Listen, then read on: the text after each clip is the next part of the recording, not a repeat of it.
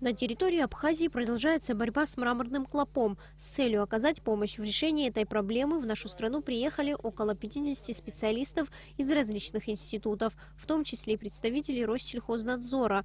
Ими был проведен мониторинг ситуации во всех районах республики. Ученые отметили, что в основном мраморный клоп распространен в Восточной Абхазии, и здесь необходимо в срочном порядке применить ядохимикаты.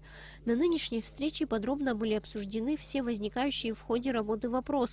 Было отмечено, что работа проделана немаленькая. Также активно ведется и механический сбор мраморного клопа, что, безусловно, является большим подспорьем для специалистов. Были соответствующие поручения даны нам, главам администрации, городов, районов, сел и тому подобное. Насколько мы оперативно будем проводить те виды работ, которые определены по борьбе с мраморным клопом, настолько и успешно, скажем, мы будем тоже выглядеть, более себя обезопасим. В конце недели опять будет приемный день мраморного клопа, опять наши россияне, друзья приезжают с деньгами, готовы выплачивать. Это что касается ручного сбора. Что касается химической обработки чердаков и тому подобное, у нас есть еще одна неделя, вот эту всю неделю должны посвятить этому. Потом пойдет второй этап. Касаясь решения ввести временное ограничение на вывоз товара из территории Абхазии в Россию, Хрипсджопу отметил, что нужно понимать, что эта мера необходима.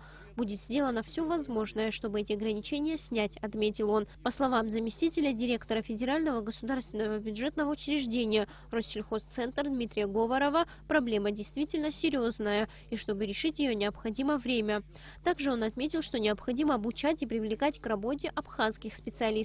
У нас порядка 30 человек только нашего учреждения работало. Вот бригады сейчас в данный момент из Ростовской области во главе с руководителем филиала, Ставропольского края, Адыгея, Волгоградская область, Краснодарский край. То есть мы вызвали подмогу, посмотрели, какая ситуация. Ну, соответственно, и Россельхознадзора специалисты здесь работали. Численность его пока не может никто регулировать, то есть только человек своими руками может собрать и так далее.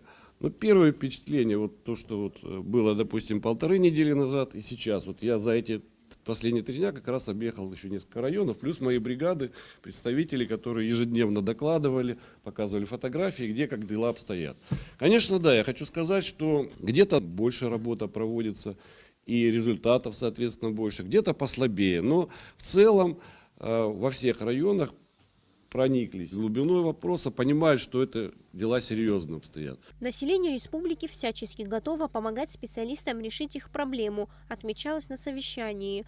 Более того, плата за насекомых-вредителей еще больше подстегнула местных жителей вести борьбу с ними.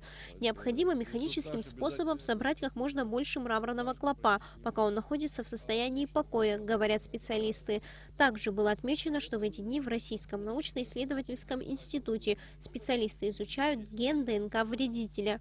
Сария Смыра, Растамур Гожба, Абхазское телевидение.